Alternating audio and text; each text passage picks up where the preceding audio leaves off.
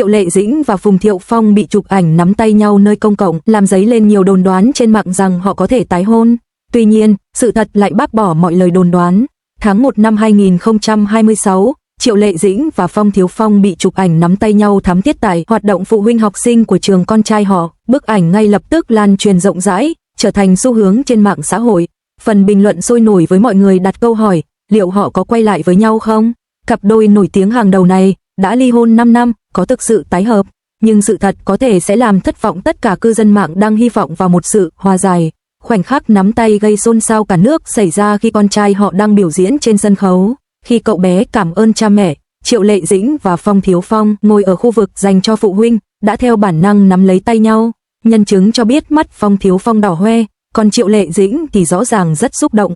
Tuy nhiên, sau đó, nhân viên của họ đã làm rõ rằng đó chỉ đơn thuần là phản ứng bản năng của cha mẹ vào thời điểm đó, không hơn không kém. Quay ngược lại ngày 28 tháng 4 năm 2021 khi cặp đôi này tuyên bố chấm dứt hôn nhân chỉ bằng 28 từ, do những cam kết công việc và những khoảng thời gian dài xa cách, chúng tôi đã chọn cách chia tay trong hòa bình và sẽ cùng nhau nuôi dạy con trai. Không có lời lẽ cay độc, không ồn ào, chỉ là một tuyên bố rõ ràng và dứt khoát.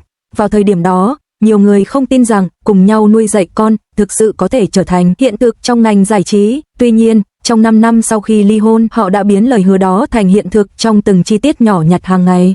Họ lập một nhóm liên lạc dành riêng cho việc nuôi dạy con cái, theo dõi toàn bộ lịch trình của con trai họ, Siang, từ lịch tiêm chủng đến lịch họp phụ huynh giáo viên. Vì Phùng Thiệu Phong sống gần trường hơn nên việc đưa đón con hàng ngày hầu hết đều do anh đảm nhiệm. Tháng 4 năm 2025, khi Siang đột nhiên bị sốt cao, Phùng Thiệu Phong lập tức đưa con đến bệnh viện, tự mình lo liệu mọi việc từ đăng ký, thanh toán đến dỗ dành con đi xét nghiệm máu. Vài giờ sau, Triệu Lệ Dĩnh hoàn thành công việc và đến bệnh viện với những cuốn sách tranh yêu thích của con trai, hoàn thành chuỗi sự kiện đầy tình thương này. Tháng 9 năm 2025, con trai họ bắt đầu học lớp 1.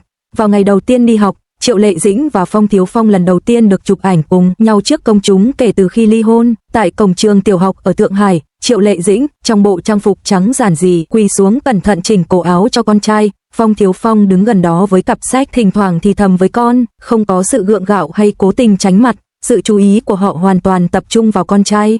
Trong những bức ảnh do cư dân mạng chụp, đứa trẻ nắm tay trái của cha và tay phải của mẹ, mỉm cười hạnh phúc. Bước sang năm 2026, những lần xuất hiện cùng nhau của họ càng trở nên thường xuyên hơn. Ngày 13 tháng 2, cả hai lần lượt vào cùng một trường mẫu giáo tư thục để đón con. Ngày 15 tháng 3, họ lại xuất hiện cùng nhau ở cổng trường. Phùng Thiệu Phong bế con trai ra khỏi xe, còn Triệu Lệ Dĩnh đứng bên cạnh. Sau khi trao đổi vài lời, họ mỗi người rời đi một cách riêng biệt.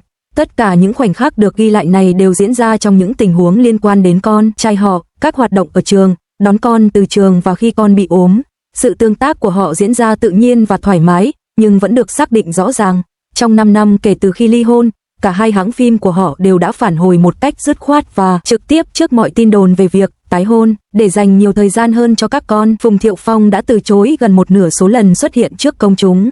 Anh ấy đặc biệt chọn địa điểm dạy bóng đá cho con trai chỉ cách nhà của Triệu Lệ Dĩnh 5 phút đi bộ, rất thuận tiện để thay phiên nhau chăm sóc con. Trong khi đó, Triệu Lệ Dĩnh, trong những giờ nghỉ quay phim, đã hóa thân thành một bà mẹ kể chuyện, đưa các con đi cắm trại và ngắm bình minh, làm phong phú thêm thế giới của các con theo cách riêng của mình. Con trai của họ, Siang, năm nay 7 tuổi, lớn lên trong một môi trường được bao bọc bởi tình yêu thương gấp đôi. Cậu bé tỏ ra vô cùng nhạy cảm và tốt bụng. Vào tháng 4 năm 2026, Triệu Lệ Dĩnh đã chia sẻ một bức tranh do con trai cô vẽ lên mạng xã hội. Bức tranh bao gồm hình ảnh thành phố và cầu Lư Phổ, với hình vẽ bố và mẹ nắm tay nhau ở góc. Triệu Lệ Dĩnh đã nhanh chóng xóa bức tranh vì cô không muốn con mình bị công chúng soi mói quá nhiều. Trong khi thế giới bên ngoài vẫn đang hân hoan trước cuộc gặp gỡ tình cờ và bàn tán về nhiều tình huống cảm xúc khác nhau, cặp đôi này đã phát triển mối quan hệ của họ thành một quan hệ hợp tác nuôi dạy con cái vô cùng hiệu quả. Tình cảm có thể thay đổi, nhưng trách nhiệm làm cha mẹ của họ chưa bao giờ lung lay. Sau một tháng tạm nghỉ việc, Triệu Lệ Dĩnh trở về quê nhà ở bên cạnh em trai, rũ bỏ hình tượng siêu sao và trở lại cuộc sống của một cô gái bình thường. Vị thế ngôi sao hàng đầu của cô ấy là minh chứng rõ ràng cho sự ngưỡng mộ của công chúng, nhưng nụ cười chân thành của cô ấy chỉ dành riêng cho gia đình. Triệu Lệ Dĩnh đã nghỉ việc 1 tháng để trở về quê nhà, rời xa ánh hào quang để sống cuộc sống bình thường, hàn gắn những mệt mỏi trong tình cảm gia đình và tìm kiếm sự cân bằng trong cuộc sống. Đây không chỉ là chuyến thăm họ hàng mà còn là sự trở về của tâm hồn cô sau nhiều năm căng thẳng. Ngày 20 tháng 4 năm 2026, Triệu Lệ Dĩnh được chụp ảnh khi đang nghỉ việc một tháng để trở về quê nhà ở Hà Bắc bên gia đình, từ chối mọi lời mời làm việc và hoàn toàn nói lời tạm biệt với lịch trình làm việc quanh năm không ngừng nghỉ tại hành điện. Nữ hoàng rating, người đã chiến đấu vượt qua ngành giải trí nhiều năm, đối mặt với những tranh cãi trên mạng và đạt được vị thế huyền thoại, đã rũ bỏ mọi hào quang bên cạnh những người thân yêu và sống một cuộc sống bình dị, thư thái.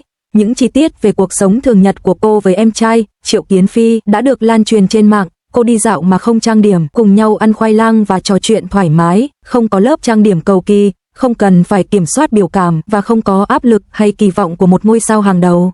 Đây không chỉ là một chuyến thăm gia đình đơn thuần mà là sự trở lại hoàn toàn với chính con người thật của cô sau nhiều năm căng thẳng trong thế giới danh vọng và tiền bạc. Từ một cô gái thôn quê trở thành ngôi sao hàng đầu, Triệu Lệ Dĩnh đã dùng sức mạnh nội tâm của mình để chống lại mọi định kiến.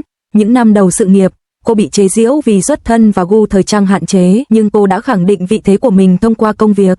Ngay cả sau khi ly hôn, cô vẫn mạnh mẽ, không bao giờ để lộ sự yếu đuối, thậm chí tuyên bố cần nghỉ ngơi của cô cũng bị cho là tùy hứng. Ít ai biết rằng, đó là một lựa chọn có ý thức mà cô đã đưa ra sau khi chứng kiến sự tàn nhẫn của danh vọng và tiền bạc, nhằm giảm bớt áp lực tinh thần. Trước mặt em trai, cô không phải là một diễn viên với phong thái sân khấu hoàn hảo, cũng không phải là một người sếp gánh vác trách nhiệm sinh kế của cả nhóm, cô chỉ đơn giản là một người con gái và người chị cả được gia đình chấp nhận trọn vẹn.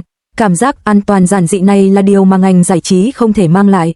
Chấn thương lưng cũ, nỗi đau hôn nhân và áp lực từ ngành công nghiệp giải trí đều được chữa lành nhẹ nhàng trong vòng tay ấm áp của gia đình. Ai cũng cố gắng xây dựng hình ảnh mạnh mẽ, thành đạt trong sự nghiệp, luôn thúc đẩy bản thân chiến đấu không ngừng, nhưng Triệu Lệ Dĩnh đã dám thừa nhận sự mệt mỏi của mình và chọn trở lại làm việc.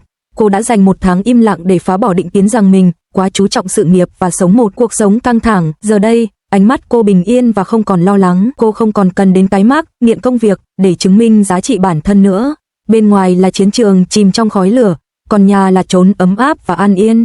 Danh vọng ngôi sao chỉ là bài diễn văn được trình bày trước công chúng, trong khi nụ cười chân thành chỉ dành riêng cho gia đình. Giảm tốc độ sau khi đạt được danh vọng và thành công không phải là do kiệt sức mà là để tìm kiếm sự cân bằng trong cuộc sống. Cô ấy đã khẳng định vị thế của mình thông qua công việc và không cần phải liên tục tham gia các dự án mới để duy trì sự nổi tiếng. Việc dám dừng lại và sống thật với chính mình là sức mạnh cốt lõi giúp Triệu Lệ Dĩnh thành công lâu dài trong ngành giải trí.